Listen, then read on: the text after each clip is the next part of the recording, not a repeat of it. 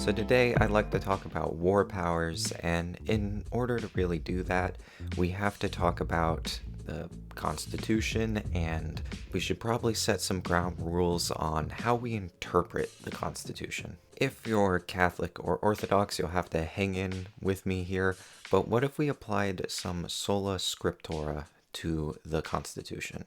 After all, that's basically what the 10th Amendment is saying. Anything not in the Constitution doesn't belong to the federal government. So this means regardless of someone's opinion or even centuries-long set precedent, it is illegal for the federal government to be exercising authority not found in the United States Constitution. There are no implied powers, it can't give itself powers, and everything is a compact between the states. So how do we as individuals interpret this? Well, in the most literal and objective way, of course, because this is a legal document and wasn't meant to be taken poetically. But here's the problem. Some people will say words are not objective, and the Constitution is made up entirely of words. For example, the word regulate today always means to restrict, whereas in the 18th century it could mean to maintain. Well, obviously when you're constructing something like a government, everything is intended to be run in a very specific way. For the United States to be the United States, it must interpret its founding document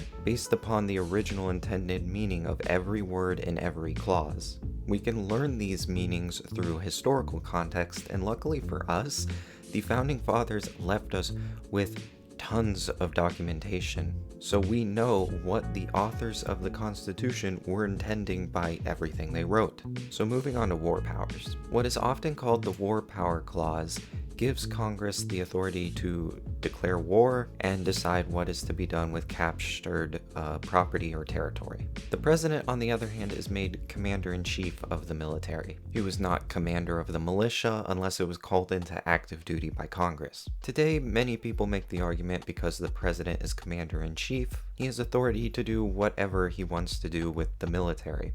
And that just isn't true. Reflecting upon the War Power Clause, declaring war is not just a formality. So you can kind of get into the headspace of what this clause is about. It was originally going to say to make war, but there was a very specific concern of how the president could react if the United States were to be invaded, aka if someone was making war against us. So the term was changed to declare.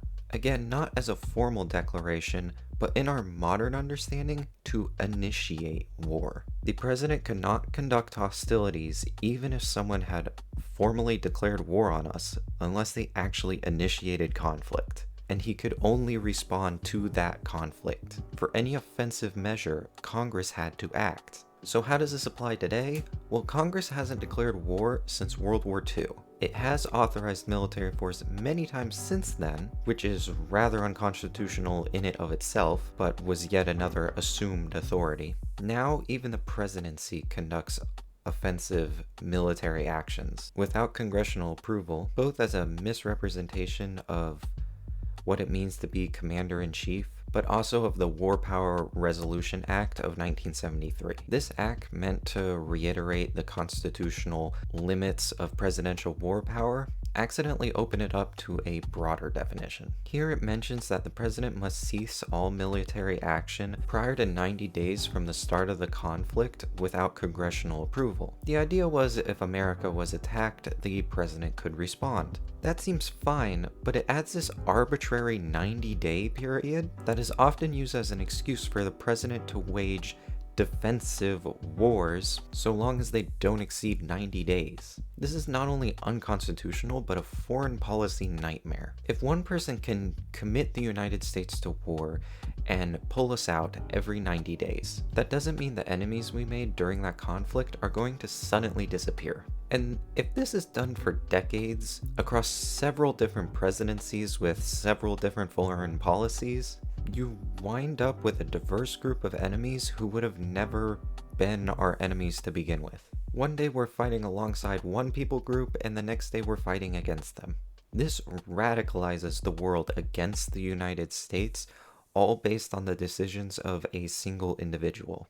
The foreign policy of the United States should have stayed the way the Founding Fathers intended, as a friend to all and an ally to none. Thank you for watching this video, and I'll see you guys in the next one.